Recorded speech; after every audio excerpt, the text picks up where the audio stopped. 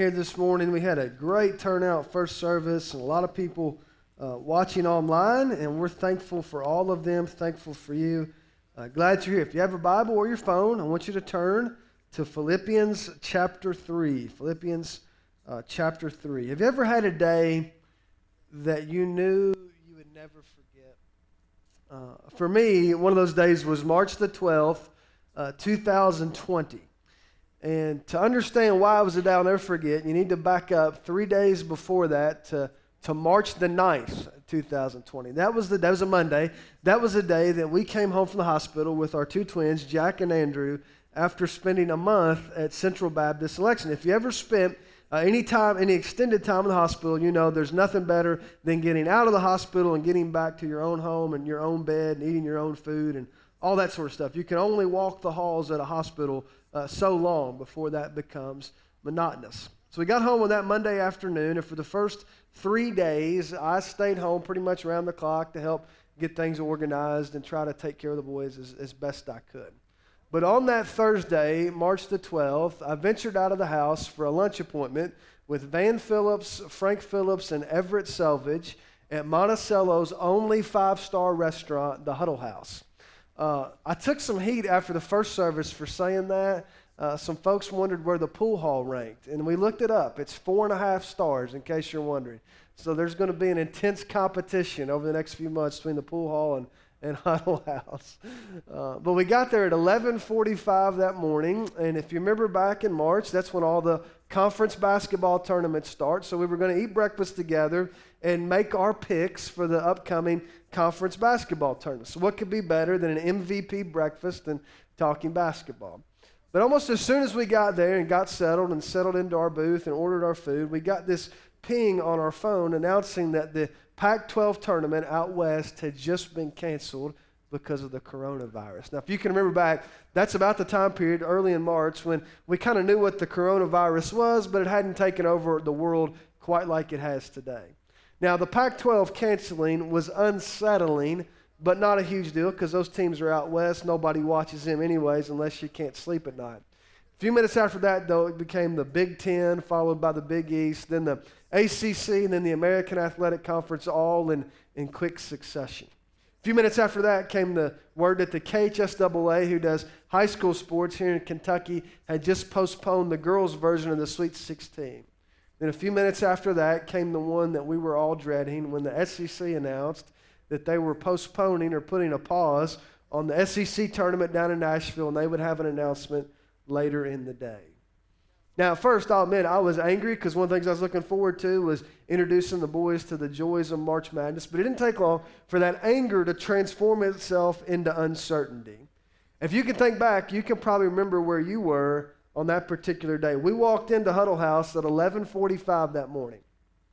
60 minutes later, when we emerged from inside, the world we stepped into was dramatically different than the world we had stepped out of. And since then, you know that our days have been increasingly defined, and they look different because of the coronavirus. Back in 2005, Staples, the office supply company, had an ad campaign that has since become part of our shared cultural experience. You'll probably remember it. The campaign was called the Easy Button.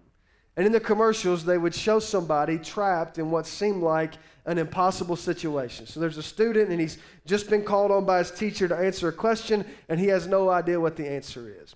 There's a surgeon who's performing an unusual surgery, or a cowboy who's trying to rope in a wild horse. And right when it looks like when things are getting ready to go completely off the rails, you hear this soft voice that comes on and says, "Wouldn't it be nice if there was an easy button for life?" And you hit the button, and the situation clears up. And the ad became so popular that Staples even started to sell what you see on the screen, these replica easy buttons. If you drive around, every once in a while you'll see one sitting on the corner of somebody's desk. Really effective ad campaign that's been going on for a really long time. There's only one problem with it, and it's this. The easy button does not exist in real life.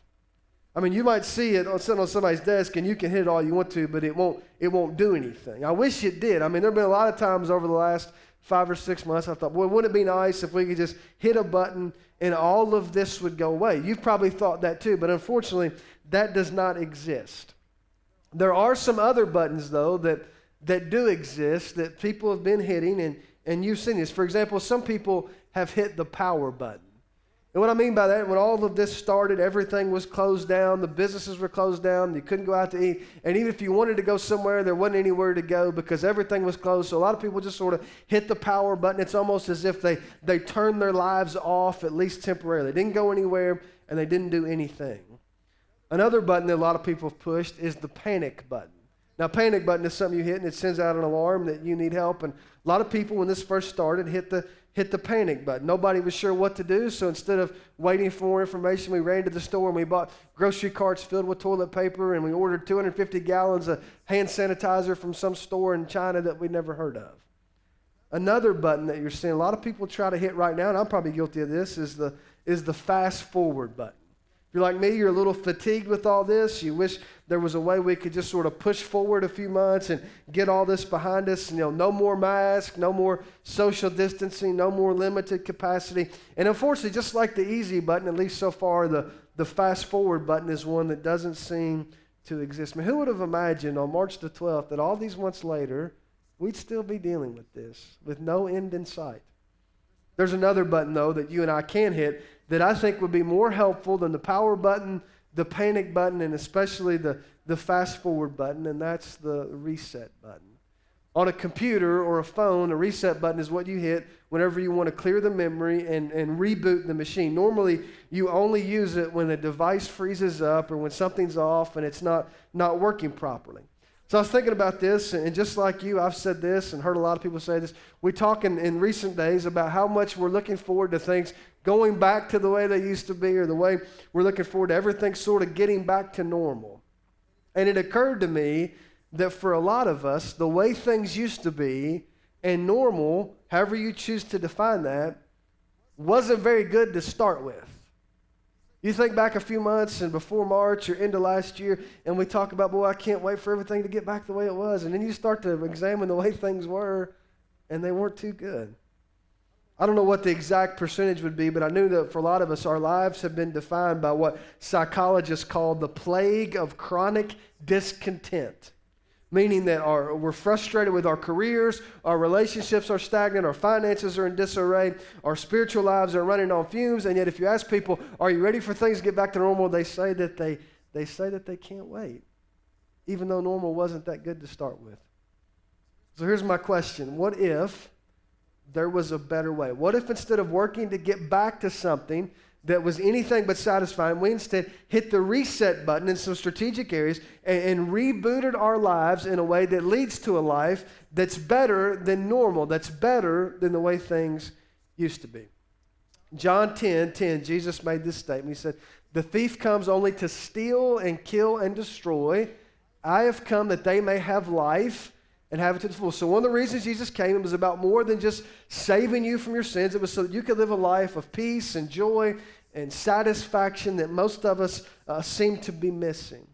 There's a great Albert Einstein who said insanity is doing the same thing over and over again and expecting a different result. And yet if you look at what most of us do, that's a pretty good description. We keep doing the same things over and over again, hoping that somehow things will miraculously get better. We don't want to do that. And the good news is that we don't have to do that. So over the next few weeks, next couple months, we're going to look at some key areas, some strategic areas where if we'll just experience a reset, even sometimes a slight reset, sometimes a major overhaul, it will lead to a life that's much more satisfying than what most of us have previously experienced. And the first area we're going to talk about is one that if you don't get this right, then nothing else we talk about over the next few weeks will matter, and that's the area of how we think or our mindset. If you have your Bible open to Philippians 3, what you see there is the testimony of a guy who, outside of Jesus himself, has been the most influential person in church history. And in chapter 3 of this letter, he describes how he came to a crossroads in his own life, and he had to make the decision, am I going to continue forward on this path that I'm on? Am I going to just be content with where I'm at? Or am I going to experience a reset and go in a different direction? Thankfully for us, he chose to hit the reset button. His name is Paul, and if you know his story, you know that he started out his life with every conceivable advantage. Everything you can want to give you a leg up in life, he had. Look at how he words this in verse 4 of Philippians 3. He says, though I myself have reasons for such confidence, if someone else thinks they have reasons to put confidence in the flesh, I have more. Circumcised on the 8th day of the people of Israel, the tribe of Benjamin, a Hebrew of Hebrews, in regard to the law, a Pharisee. As for zeal, persecuting the church; as for righteousness, based on the law, faultless. Now, because of the distance of history and because of we live in such a different religious climate, what he writes here doesn't impact us the way it would have impacted the people reading this in the first century. But what he's doing is he's basically giving us a snapshot of his religious resume, and from every angle, it's really impressive. He comes from the right family. He's been to all the right schools. He's made all the right moves in his career. He's accomplished more than most people could ever think about accomplishing. And in that sense, he's the poster child for what it means to be pleasing to God, at least from the Jewish perspective. But there's one problem that Paul had, and it was a big one. Even though he had done everything right from an external perspective, there was still this battle that raged in his heart. He wrote about it in Romans 7 when he wrote these words. He said, I do not understand what I do. For what I want to do, I do not do, but what I hate, I do. You ever been there? Have you ever been to that point where you knew there was something better, there was a better path, there was a better way, but you just couldn't get out of your own way? That's where Paul was. And thankfully, he found a reset button, because that's what he needed. When you look at the example of Paul, what we're going to see what we're calling a roadmap to a reset. And as you go through this, there are 3 questions that we're going to ask and 3 really simple answers. So I'm going to warn you up front, if you're keeping notes and we go through this, you're not going to be wowed by how intelligent this is. There's nothing cute about this. You're not going to walk away and say, well, he's really smart. It's not that at all. This is 3 really simple questions followed by 3 really simple answers. But if you get these questions right and you learn to live into these questions, it has the potential to dramatically transform your life. So here's the first question that I want you to think about. It's this: what's the goal? In other words, what is it that you're hoping to accomplish during your time on earth? For a lot of people, especially in our culture, the answer would be success. And there's varying definitions of that. People define that differently. For a lot of people, it's success in their career. So they want to make a lot of money, live in a big house, drive a nice car, have enough money to take some nice vacations and not have to worry about paying their bills. For other people, the goal is power. They want to be respected. When they walk in a room, they want people to notice. They want to have some level of control over the lives of the people around them. And so every day becomes another exercise in consolidating power and building their empire. A lot of people in our world are concerned more with safety and security. So they're not so much worried about living in a big house and driving a nice car as much as they're focused on staying safe. I found a quote this week I read from Eileen Gruder. I want you to listen to what she wrote. She said, you can live on bland food so as not to get an ulcer, drink no tea or coffee or other stimulants in the name of health, go to bed early, stay away from nightlife, avoid all controversial subjects so as to never give offense, mind your own business, avoid involvement in other people's problems, spend money only on necessities, and save all that you can. And you can still break your neck in the bathtub, and it'll serve you right. The problem with safety is it can never be guaranteed. Just like success can never be achieved. You hit one goal and you realize it's a moving target. But the problem is that most of us, almost all of us, have somewhere that we're trying to get to. For some people, it's success. For other people, it's safety and security or stability or acceptance or approval or any number of other things. And you can just sort of fill in the blank with whatever it is for you. The problem, though, is that none of the things that we so often spend our lives chasing after have the power to satisfy us. If you look at Paul's life, you see that. From a human perspective, he already had everything that most of us are chasing. He was successful. He was highly respected. He was powerful. He had stability. He was building a career. And yet, by his own admission, he still felt empty. Deep down inside, he knew there was something off, and he needed a reset. Check out what he says in verse 7. But whatever were gains to me, I now consider loss for the sake of Christ. What is more, I consider everything a loss because of the surpassing worth of knowing Christ Jesus my Lord, for whose sake I have lost all things. I consider them garbage, that I may gain Christ and be found in him, not having a righteousness of my own that comes from the law, but that which is through faith in Christ, the righteousness that comes from God on the basis of faith. Now listen to verse 10. I want to know Christ, yes, to know the power of his resurrection and participation in his sufferings, becoming like him in his death, and so somehow attaining to the resurrection from the dead. As Paul looked back over his life, as impressive as it had been, as filled with accomplishment as it had been, he realized that he had pursued the wrong goal. He'd achieved a lot. He climbed the ladder of success only to find the place that he thought would satisfy him was anything but. And it was that moment of realization that took place on the road to Damascus that David talked about last week that became the catalyst for him to hit the reset button and change direction. And it was the power of that moment that redirected his life. From that moment forward, the goal of his life was to know Christ and to grow closer to him. So the question was, what's the goal? And the answer is knowing Jesus. That's the goal. Over in Mark 8, Jesus asked a great question. He said, what good is it for somebody to gain the whole world and yet forfeit their soul? And another way to ask it would be, what good is it for somebody to be wildly successful, completely secure, eminently powerful, ridiculously wealthy, and yet live a life defined by safety and comfort, and yet miss out on the one thing that Jesus said mattered most? And if you believe what Jesus said, that's the very definition of a wasted life. A few months ago, I went back and I reread a book by C.S. Lewis titled Surprised by Joy. It's kind of his autobiography. And in the book, he tells the story of the moment that he came to know Christ. You have to understand that even before he became a follower of Jesus, he was already a famous author. He was highly respected as a professor at Oxford University. And I want you to listen to how he described the moment that forever changed his life. Here's what he said. He said, you must picture me alone in that room in Magdalene night after night, feeling whenever my mind lifted even for a second from my work, the steady, unrelenting approach of him I so earnestly desired not to meet. That which I greatly feared had at last come upon me. In the Trinity term of 1929, I gave in and admitted that God was God and knelt and prayed, and perhaps that night, the most dejected and reluctant convert in all of England. I did not then see what is now the most shining and obvious thing, the divine humility which will accept a convert even on such terms as these.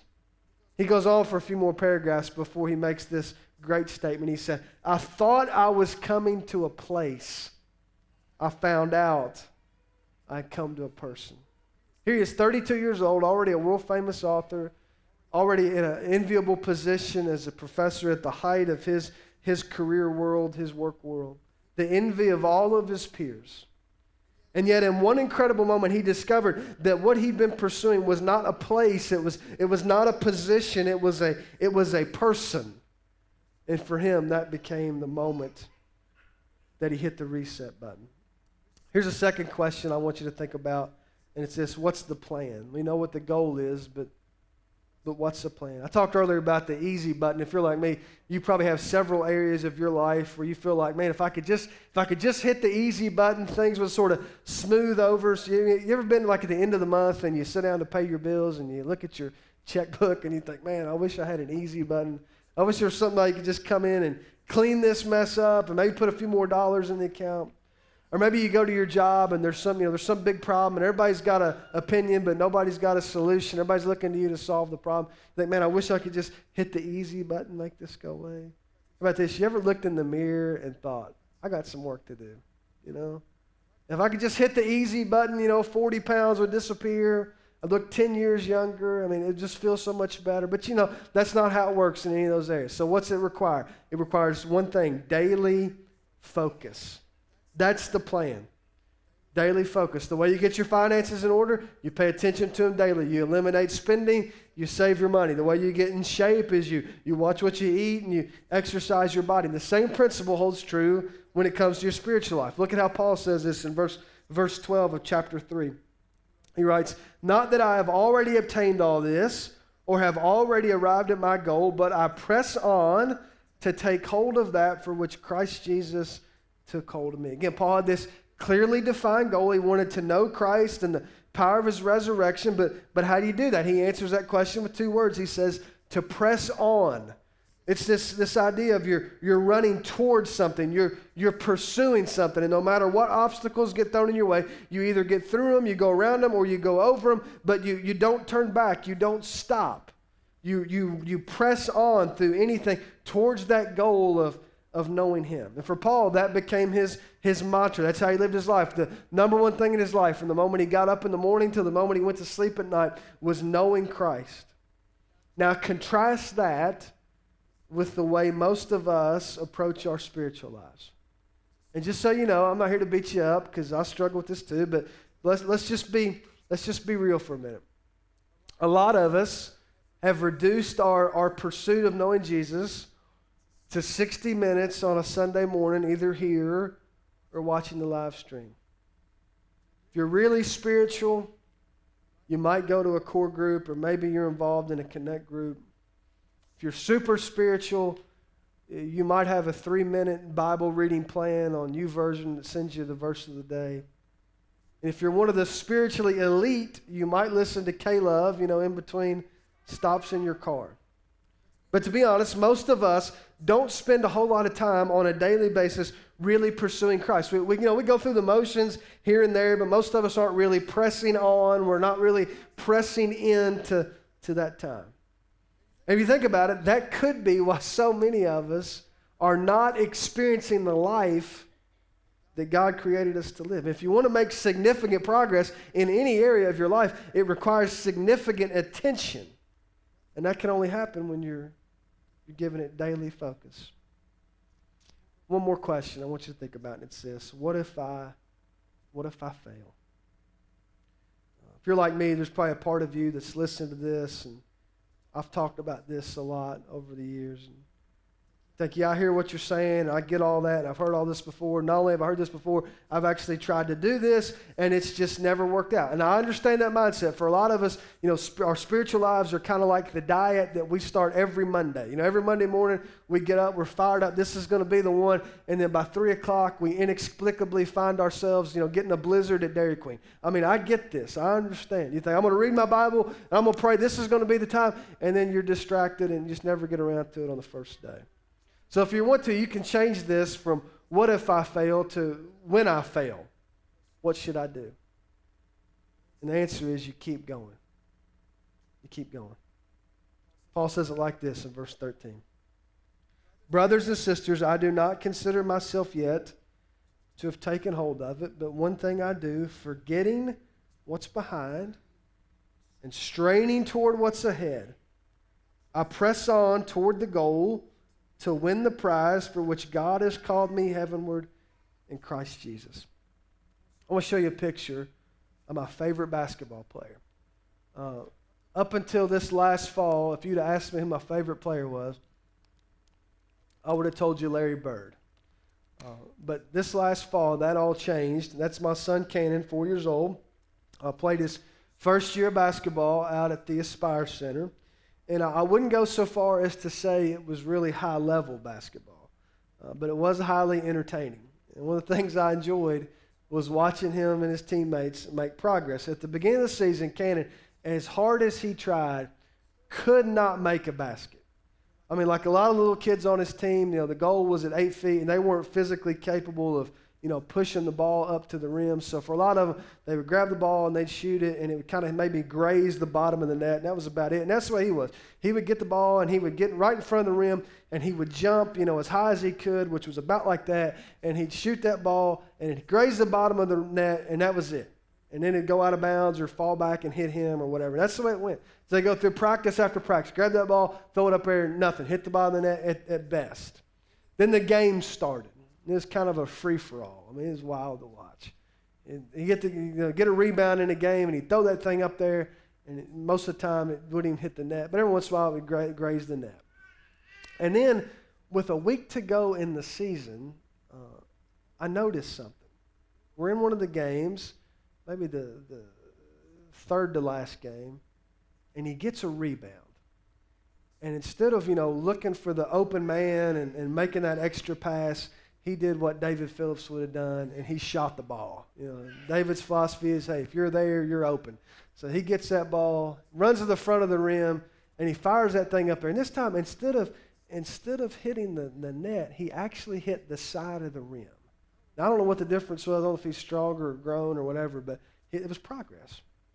Then the very next game, the second to last game, the same thing happens. He gets a rebound, and instead of looking to pass it to one of his teammates, he fires that thing up there, and of all things, it went in. Now, I tried to play it. I was a referee. I tried to play it off like it's no big deal, kind of stoic. But inside, I was doing cartwheels. Just seeing his smile looked like $1 million. Now, don't get me wrong. If you'd have looked at his stats for the season, if you were keeping his shooting percentage, it would have still been 0.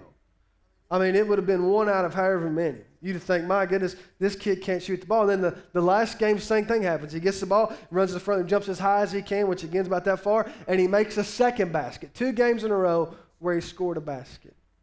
If you look at his stats, not too good, 2 out of the whole season. And it would have been easy to sort of look at that and think, well, you know what, he's not a very good basketball player, not a very good shooter, probably never going to be very good. It would have been easy for him to get down and say, you know what, this is probably not my thing. Maybe I should go do something else. Maybe I should play a different sport. I mean, I've tried to make this shot and I can't make it, and I'll just go do something else. But that's not what he did. Instead, he forgot about the times he shot and missed, and he kept focusing on making the next basket. And eventually he did.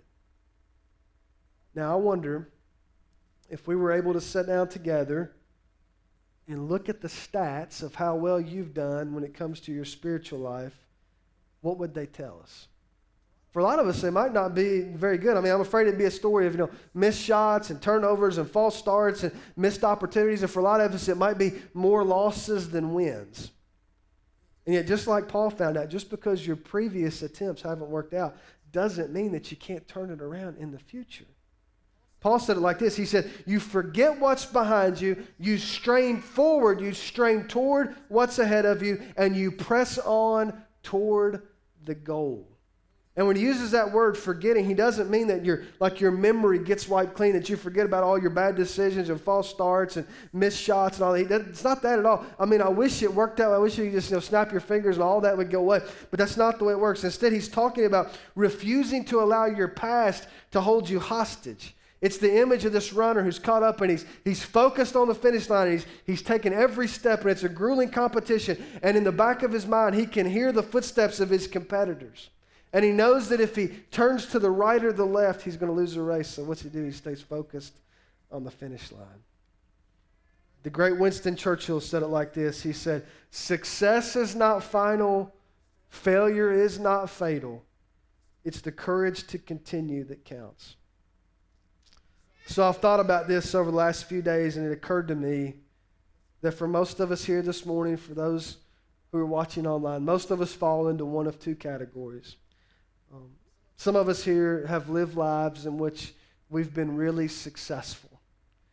You look around and you look at all the things you've accomplished. Maybe you set some goals and you accomplished those goals. Maybe you even went beyond those goals. And yet it feels like there's something that's missing. Some of you know what I'm talking about. If you were to create a list of everything you've accomplished and send out copies of your resume, most of us would sit back and think, man, that's amazing. You're so incredible. How did you do all this? And yet whenever you lay your head down at night and it's just you and God in those quiet moments, you can feel the weight of that chronic discontent. And just like C.S. Lewis talked about, you arrived at the place that you thought you'd be satisfied, only to find out that what was missing was not the place, but a person.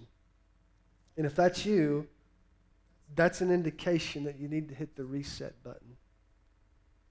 To be honest, though, there are others of us here who are not in that category. Because rather than being defined by success, our lives, up until this point at least, have been defined by failure. Unfulfilled dreams, broken promises, career-ending mistakes, bad decisions, wrong turns, and even some painful detours. As you look back over your life, it could be that all you can do is focus on how many times you've messed up and how many times you've tried to turn it around and you came up empty. And if that's you, I want to challenge you to hit the reset button. Clear the memory. Reboot the machine. Forget about what's in the past. And strain toward what's ahead. And if you'll do that, you might just experience a reset. I want you to stand with me. If you're here, if you're watching online, and you know that you need to experience a reset in your own life, I want you to reach out to us. David and I will be here. We'll be glad to talk to you, be glad to pray with you. If you need to email us or call us or whatever works best for you. But I want you to know that just like March the 12th was a day that I'll never forget. Today could be a day that you never forget. Today could be the day that you hit the reset button and everything changes in a positive way. But I want to warn you, that won't happen by doing the same stuff over and over again. It takes the courage to act and the courage to change. Would you sing with us?